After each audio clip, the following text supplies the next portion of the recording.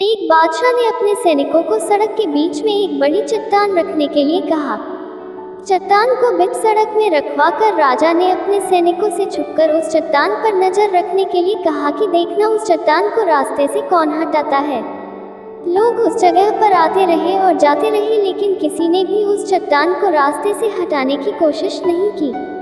उस चट्टान के पास से लोगों के गुजरने वालों में राजा के कुछ करीबी लोग और शहर के बड़े व्यापारी भी शामिल थे, और उनमें से कुछ लोग तो राजा को ही कोसने लगते कि क्या राजा इस चट्टान को भी रास्ते से नहीं हटवा सकता। लेकिन किसी ने भी उस चट्टान को रास्ते से हटाने का प्रयास नहीं किया। ऐसा काफी दिनों तक चलता रहा। एक दिन एक किसान अपनी सब्जियों के साथ उधर से गुजर रहा था। उसने चट्टान को रास्ते में पड़े देखा और सोचा कि सबको इस चट्टान की वजह से कितनी तकलीफ हो रही है। उसने अपनी मजबूत लाठी से उस चट्टान को एक तरफ धकेलने की कोशिश शुरू कर दी। काफी कोशिश के बाद वह उसे सड़क से हटाने में कामयाब हो गया।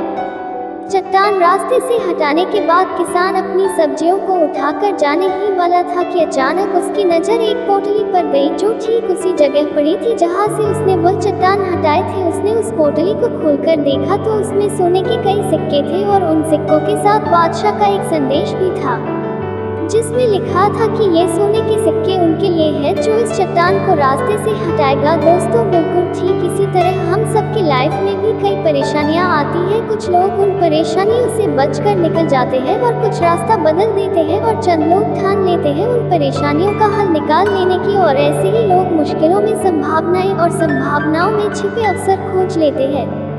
मजबूत इरादे और नेक दिल के साथ किए गए कोशिशों के परिणाम हमेशा ही अच्छे आते हैं। इसीलिए जीवन की परेशानियों से घबराओ मत, बल्कि उन परेशानियों को हल करने की कोशिश करते हुए जीवन सफर में आगे बढ़ते रहो।